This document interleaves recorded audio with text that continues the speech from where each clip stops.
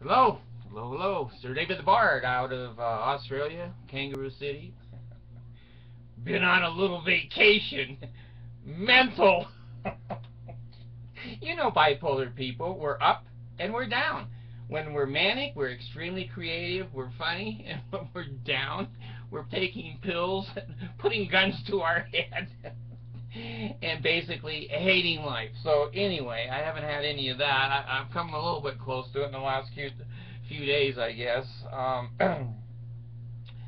I I called the plumbing company. I told you guys this. I told you, we have this tankless water heater that it's expensive. It's $4,000. Well, it wasn't producing any hot water, and I called the company and I said, "Hell, come and fix it." So I was one day away from the warranty running out. So they came over and they screwed with it and screwed with it and screwed with it. There was 2 or 3 times they came out, and my poor wife had to take a cold shower. But being from the Philippines, it couldn't have happened to a nicer girl because they don't have hot water heaters in the Philippines. Well, anyway, they came back and they found this problem, that problem. Finally, I said, you know what? Take that son of a bitch off the wall and give me a new one. They did. $4,000 new one. So anyway, my plumbing problems, I hope, are over. I don't know. I don't know. But I wanted to give you a colonoscopy report. When the Mormons aren't doing silly stuff, what material do I have? So I go to my ass and pull stuff out of my ass to tell you about. Okay, tomorrow's the big day. Tomorrow is the big day. Before I get into that, I bought a treadmill. Let me tell you something. When you're 300 pounds, you turn that on just a little bit, and you're going fast enough. You don't want that son of a bitch up on high. God dang. So Mercy was sitting there watching me, and I was doing my treadmill thing, and had the little sprayer spraying, the fan down there blowing up on me, earphones. I have to have everything to get on that. So anyway, I sat down, winded, and Mercy says, well, is it okay if I try it? I said, sure. God dang. When you're from the Philippines, you've never seen a treadmill. So she turned it on high. She shut off. I'm still looking for her in Connecticut. I don't know where she went. Through the wall, kind of like a cartoon, and gone. And she gets up and goes, holy shit, that's fast. I said, Danny, don't put it on fast. Oh, okay. So anyway, the poor girl. I'm just laughing all the time being married to that girl. She is so much fun and so sweet. So anyway, back to the colonoscopy, which I'm sure you're all tuned into, sitting on the edge of your seat going, oh. Well, anyway, my grandmother, she was 96, I think, and died of colon cancer. And she had a colostomy bag on her. Now, that's not a popular thing. For those of you that are uneducated in geriatrics, a colostomy bag is they pull your larger intestine out of your side or your front, and you just put a plastic bag there with a supposedly a good sticker that holds it to the skin, and your shit just comes out in the bag. Now, it's hard to get dates like that. You got a colostomy bag, you smell a little funny, and when you're dancing, she'll say, what is that squishy thing? Oh, that's just my shit. So, God, I don't want a colostomy bag, If anything, I'd rather have the Danites grab me and put a bag over my head. So, anyway, well, I don't want to give them any ideas. So, anyway, I'm a high risk for that. High risk for everything. Anyway, I lost 8 pounds. I did. I lost 8 pounds. When you're the Titanic and someone throws 8 pounds of garbage over, you don't know it much. You don't feel it much anyway. They're going to put the camera up the boo-boo butt. And I'm going to be asleep. Now, you in foreign countries, I know you think this is sexual, but it's not. They put me to sleep. Then they put the camera up there. Well, today I have to drink 800 gallons of laxative and whatever. They said, you know, we want to make sure we can see clean. I go, that ain't a place that usually you can see anything. They go, we know, we know. So anyway, there's my colonoscopy report.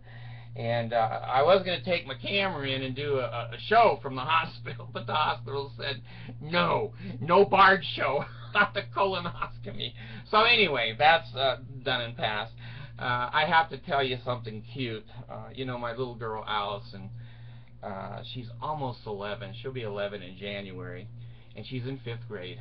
And her little friend came over the other day, and she's in 5th grade. And the kids went swimming and everything, and Allison says to me, Dad, her boobs are growing. I go, well, yeah, that's normal. When you're in 5th grade, that'll start to happen. That'll happen to you someday, honey. They're already here. I said, what? She said, they're already here. I said, okay, just relax, be a girl, and just let things grow naturally, and don't be self-conscious. And she's not. So anyway, they're already here. I thought she was talking about the Danites. So anyway, she's cute. She's cute. My other daughter, I'm not going to go into a lot of detail on, Abigail. You know, as parents, you know, she's my 14th child. 2 of them are not ever alike. I told you she came out as a lesbian, and she had a wonderful job, hired at 14, which I couldn't believe anybody would hire a 14-year-old. Well, pretty soon, she's not coming home. This is a no-no in the Bard family. The girls come home when it's dark. Well, she was at work, and she was gone like 7 hours. And we were getting dressed at 1 o'clock in the morning to go looking for her, and I had to report her to the police at 8. That's 24 hours missing. And so we found out a few things about our child, all in the last 3 months. I don't know. She was a perfect child until 3 months ago. She met some friends. Now, let me tell you. Her friends look like they're straight out of prison, and they're 8th graders. They look like Martians with stupid hairdos and dyed down hair and gothic lipstick and tattoos. I'm going, Abigail, can't you get a you know, a decent friend? She says no. I go, damn, you've got to. Well, then her grade slipped. Her last semester, her straight A's went down, and they were there because she was cutting school, and I didn't know that. And then they gave her community service. I hope this isn't for future occupation for Abigail, but I don't know, because of some of the things she was doing at school. Well, anyway, we got through some of that, and then suddenly we found a Facebook, an alias Facebook. It's closed now because she knows we discovered it. But here's her and her lesbian friend kissing in the sunset, and posted on her Facebook for the entire world to see. I've talked to the child about being discreet, but she doesn't understand discreet. She's hopped on the train a couple of times. No, not like a hobo. Now, those of you that are so damn young, homeless. We used to call them hobos or hobos. So anyway, she jumped on a passenger train with no money and no ticket. I thought she was going to get arrested. She jumped on the bus with no money and no ticket. I thought she was going to get arrested. And we found out last night that she stole a shirt down at the mall and didn't get arrested.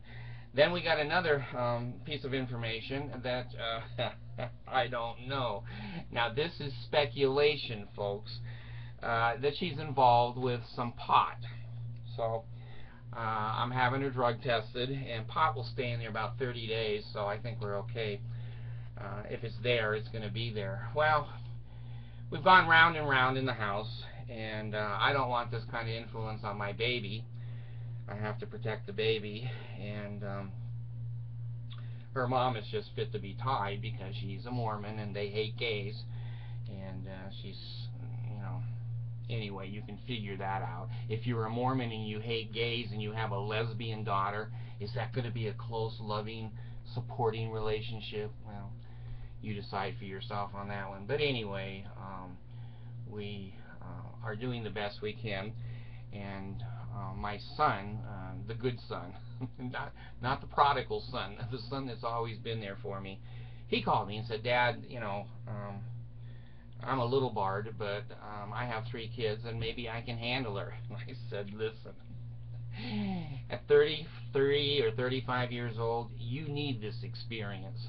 He had her within 2 hours, and she's down with him now, and he's learning now all about these. There goes my language. Antics that she's involved in. So anyway, we. Those of you that are, you know, Jesus freaks, I don't know if you want to pray for a lesbian that she'll behave. I don't know if she's going to behave. But, you know, we were, I'm not going to let my kids dress like gangsters. I'm sorry. You know, we're not a classy family, but goddamn, we're not white trash. And, you know, she wears those hats over to the side in her baggy pants. I go, no, pull your pants off and take that damn hat off. Well, I guess I'm the bad dad now, but she's in a school district now that is gangster. And my son Dan told her, if you wear that hat sideways like that, there's a chance you'll be shot.